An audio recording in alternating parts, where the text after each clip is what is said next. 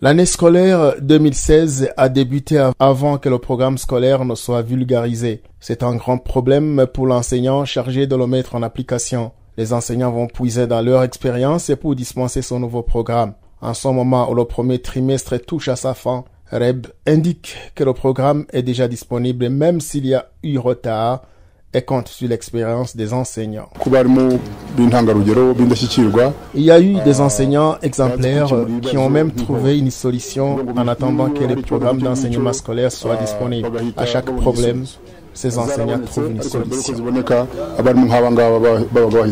C'est une bonne chose que le programme scolaire soit disponible, mais les enseignants ne sont pas du tout contents du fait qu'ils n'ont pas commencé avec ce nouveau programme. Ils précisent qui sont les premières victimes.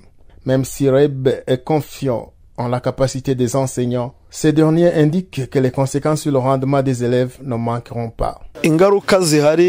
Tous les enseignants n'ont pas les mêmes compétences. C'est pourquoi ce sont les enseignants qui subissent les conséquences pour n'avoir pas reçu des recyclages nécessaires avant d'entamer les nouveaux programmes. Pour ce premier trimestre, les échecs seront nombreux parce qu'il y a des enseignants qui ne sont pas capables de mettre en application ce nouveau programme. La plupart parmi nous continueront d'enseigner comme d'habitude dans l'ancien système, alors que d'autres qui ont bénéficié de ces formations seront à jour, ce qui fait que la balance penchera d'un côté.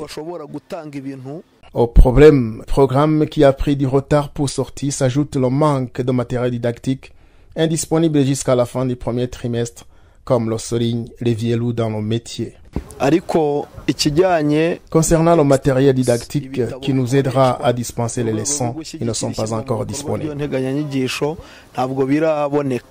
Sur cette question, la direction de l'EB indique que l'origine, ce sont les fautes constatées à l'imprimerie.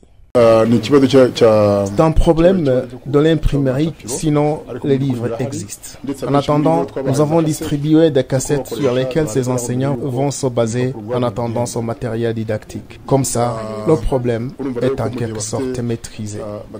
Pour faire face à ce problème du matériel didactique non disponible dans beaucoup d'établissements scolaires, certains enseignants se débrouillent en utilisant du matériel didactique fabriqué d'une façon traditionnelle.